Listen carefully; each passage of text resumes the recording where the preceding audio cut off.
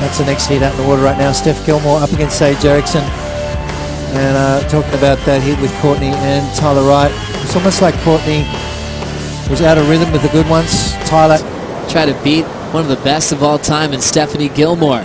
Gilmore is going to take the first wave of the matchup. It's a stylish little rail carve in the pocket. Just a quick fade, and that wave's already getting full. She's out. Sage had a quick 2-1-7 before that, and that's Gilmore's best wave so far in her career, just with one win over Stephanie Gilmore. And she'll try to keep it that way with a little front side hook in the pocket. Sets her rail, just a quick fade. Ton of whip in that last off the top. Wave staying really full in the face, and she'll get out of there.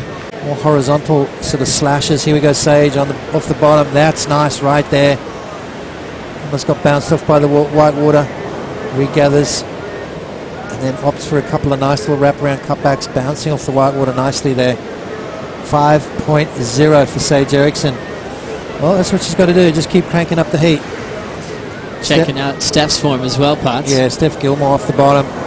You know, you talk about power, you know, and Steph's name, you know, you never really mention Steph, but the way she times her maneuvers and the position in that she gets her board in. Now making a move using priority will be Stephanie Gilmore, needing a 3.35. Nice down carve to set up the oncoming section. Jams it perfectly off the lip. She's in the lead.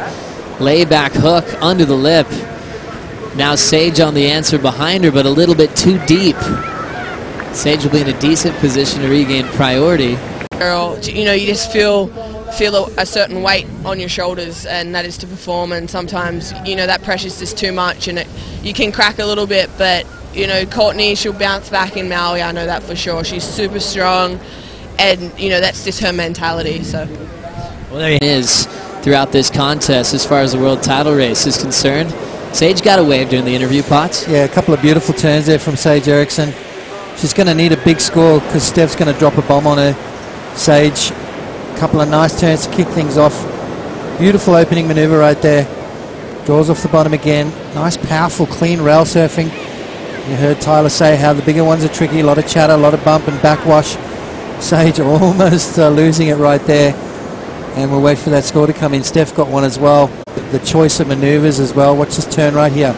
Beautiful snap right there. Draws off the bottom. And right there, the perfect timing. She just connects exactly where she needs to. And again right there, just a layback gaff. So 3 solid turns from Stephanie Gilmore. That rust is starting to subside. She's starting to look a little bit like the old Steph that we know.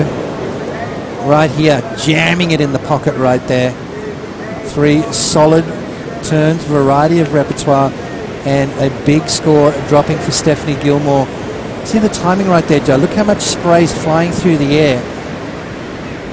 You get that from having a lot of speed and just making sure you connect exactly when you need to. A couple of 9s locked in from the panel, and she wants more at the 13-minute mark. Just a quick up and out on her 4th attempt, and more waves coming through for the Californian. Sage will wind up off the bottom. Big rip in the pocket. Coming out in front. Nice wrap. Erickson into a softer section, but still finds a way to jam it on that inside corner. Steph wants the next wave. Gilmore, clean bottom turn. Nice wrap right in front of Erickson. Springs into this forehand wrap, and she'll hop out right in front of Erickson to regain priority. Oh, how was that?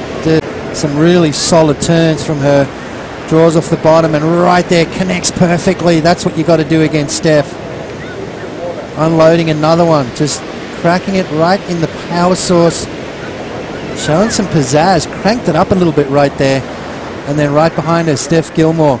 Out on the open face, that beautiful elongated maneuver right there. She just holds that rail, brings that board all the way around, and then decides to kick out in front of Sage, knowing that that's not going to go into her top 2. She needs another one.